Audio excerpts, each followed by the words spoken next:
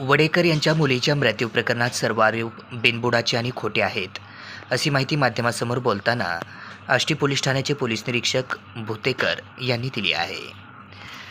ते आज गुरुवार दिनांक 27 फेब्रुवारी रोजी सकाळी 10:30 वाजता बोलत होते.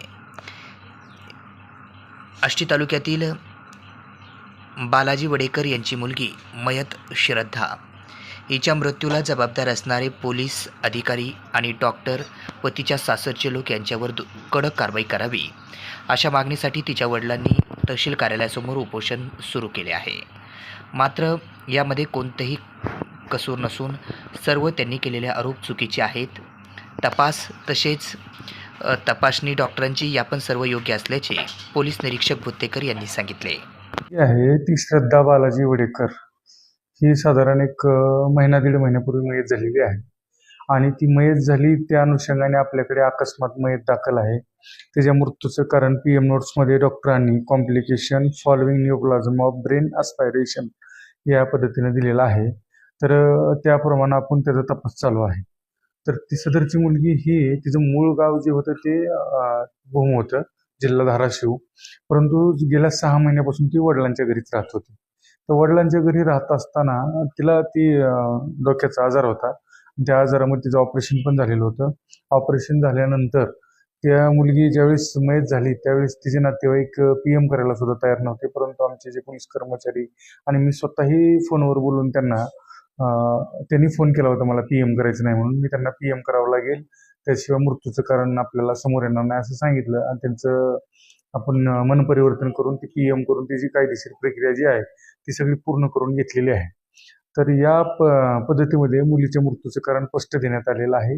मुलीच्या तक्रारीवरून आपल्याकडे 498 पूर्वीचा आणि आत्ताचा भारतीय न्याय संहिता कलम 85, 115, 2, 352, 351, 2, 351, 3 आणि 3/5 याप्रमाणे गुन्हा पण दाखल केला, त्याचा तपास पण केला, त्याचा दोषारोप पण कोर्टामध्ये गेलेला आहे.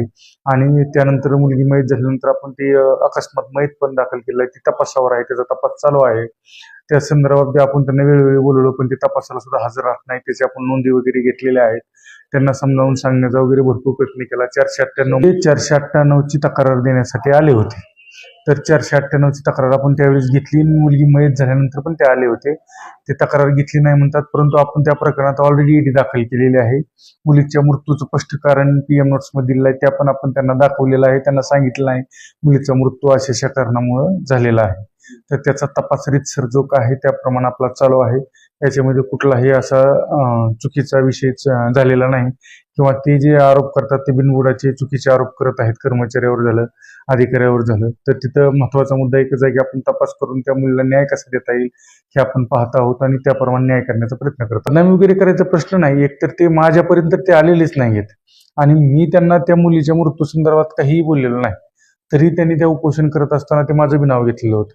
त्या डॉक्टरांनी जे काय त्यांना सांगितलं बाबा त्यांचा असा आजार आहे, जे काय सांगितलं असेल, आता ते डॉक्टरांनी सांगितलं, त्यांनी ऐकलं, त्यांनी मला ते सांगितलं होतं असा इश्यू आहे. त्या संदर्भात त्यांनी सिव्हिल सर्जनकडे तक्रार करा किंवा रेकॉर्ड त्यांचं चेक करा किंवा डॉक्टरांची सल्ला घ्या. या संदर्भात बी आमचे कर्मचारी त्यांना बोललेले आहेत किंवा माझ्याकडे आले सुद्धा मी म्हणलं होतं की तुम्ही ते कागदपत्र आता डॉक्टर कशामुळं तसे म्हणले किंवा डॉक्टरकडे काय रेकॉर्ड आहे का, त्या संदर्भात डॉक्टर आणि सिव्हिल सर्जनशी ते बोलून ते हे करू शकतात कन्फर्मेशन. बाकी तपासाचा जो भाग आहे पोलिसांचा तो आपण पारदर्शकपणे आणि व्यवस्थित केलेला आहे. आणि तरी त्याने आमच्या कर्मचाऱ्यावर आरोप केले. डॉक्टरांच्या सांगण्यानुसार त्या कर्मचाऱ्याने फोन केला, त्याची रेकॉर्डिंग आहेत असं म्हणतायत, तरी त्यातून सुद्धा त्या कर्मचाऱ्यावर प्रशासकीय कारवाई करण्यात आलेली आहे आणि पुढील प्रक्रिया सुरू आहे. त्याला नोटीस वगैरे बजावणी केलेली आहे.